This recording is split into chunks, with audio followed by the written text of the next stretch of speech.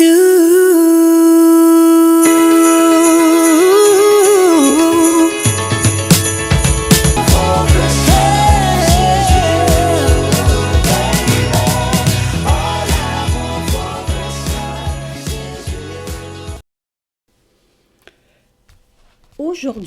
on rouvre le grand livre des esprits de Noël et je vais vous conter l'histoire de la visite des dames. La nuit de Noël, les filles quittent leur forêt pour s'en aller visiter nos demeures. Les belles dames vont et viennent en nos pièces, jetant un œil sur nos ouvrages, humant le parfum de nos mets, caressant le visage de nos enfants. Amies des plantes, elles font le tour des jardins et balcons endormis pour qu'à leur réveil, les fleurs resplendissent de partout. Amies des bêtes, elles inspectent le pelage des chiens, tressent le crin des chevaux, blanchissent la laine du mouton.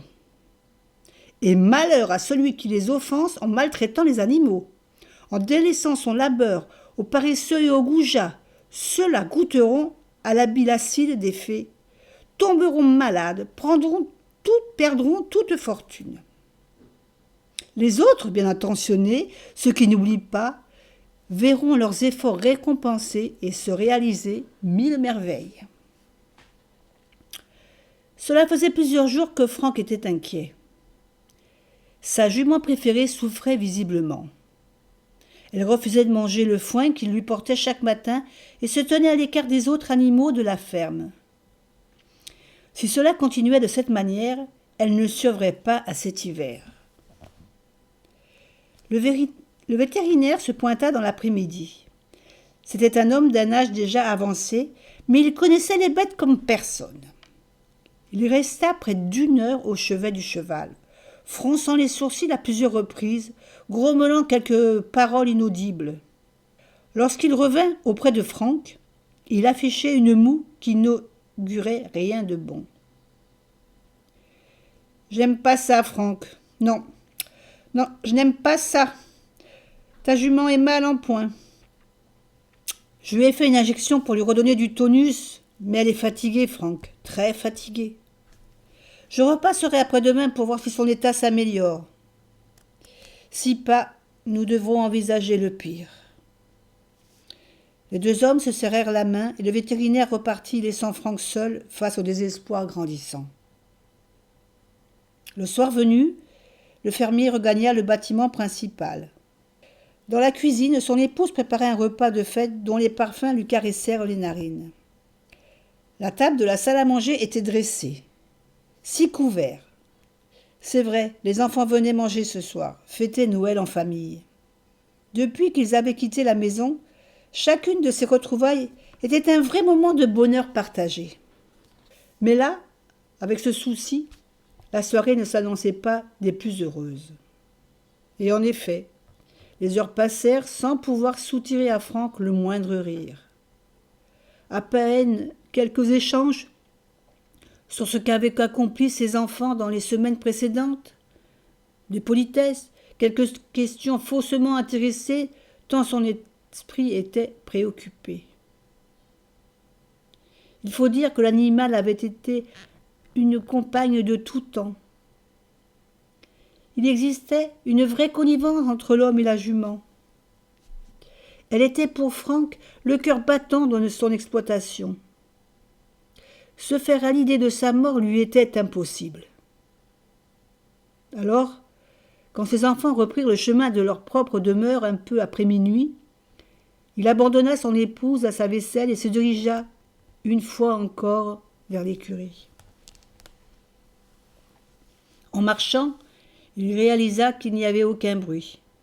Un silence de plomb régnait sur la ferme et sur la forêt voisine, autrement bien plus animée.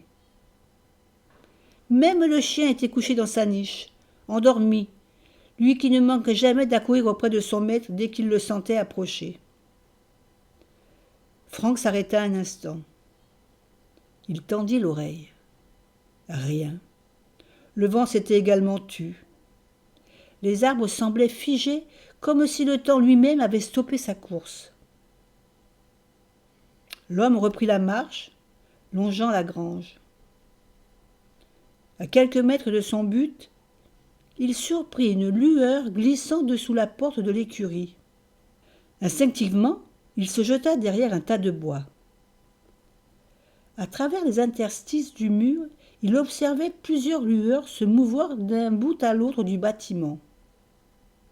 Aucun son, ni en dehors, ni en dedans. C'était d'autant plus étrange que les animaux ne réagissaient pas à cette visite nocturne, comme si les intrus leur étaient familiers. Les mains du fermier tremblaient. Il manqua de courage pour aller surprendre les visiteurs et se tint quoi en son coin sombre.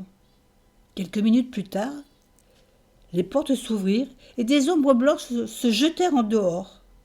C'étaient des dames, des fées. Franck avait entendu toutes les histoires à leur propos. Il avait grandi dans la sagesse des gens de la forêt, de ceux qui perpétuent les croyances des campagnes. Ainsi, chaque matin, son premier geste était pour le gardien de la ferme, un bol de gruau. Chaque Noël, son épouse dressait de secondes tables de fête pour les fées. Franck songea qu'elle devait justement y être affairée à cet instant précis, une table qu'elle le débarrasserait cette fois qu'au lendemain. S'il avait été bercé depuis toujours par les légendes des fées, jamais l'homme n'en avait vu jusqu'à ce soir. Toujours paralysé par la peur, il observa à quelques mètres à peine de l'endroit où il se cachait ces trois femmes d'une beauté saisissante, habillées de voiles blancs vaporeux, portant chacune une chandelle à la main. Elles restèrent un temps encore aérées autour de la ferme, se déplaçant telles des fantômes, sans le moindre bruit, avant de se décider à regagner la forêt.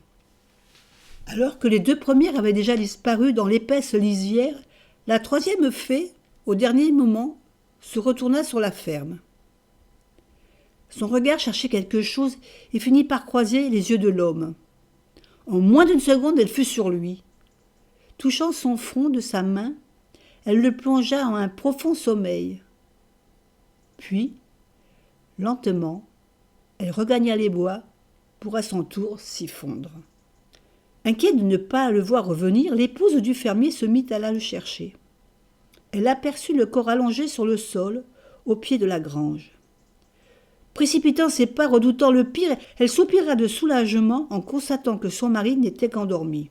Elle le secoua à maintes reprises avant qu'il n'ouvre finalement les yeux. Le froid avait déjà dû l'engourdir, car il eut bien du mal à se mettre debout. Elle dut l'aider à marcher et à rejoindre la maison. Tout du long, l'homme tenait des propos incohérents, mais la femme les mit sur le compte d'un délire de fiévreux. Elle le coucha dans son lit, posa une compresse sur son front et veilla jusqu'à ce qu'il s'endorme. Le lendemain matin, Franck se leva avec un souvenir imprécis. Interrogeant son épouse, celle-ci lui raconta comment elle l'avait trouvé à terre et ramené jusque dans la chambre.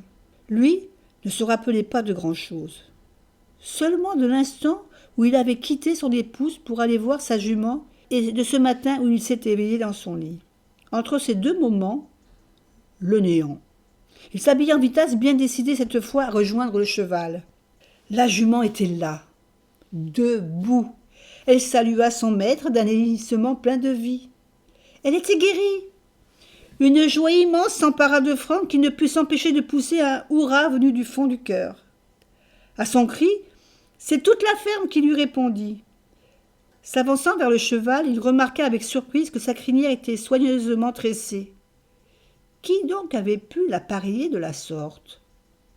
S'approchant encore, il vit distinctement des taches jaunâtres sur les crins. Les touchant des doigts, il reconnut la matière pour de la cire.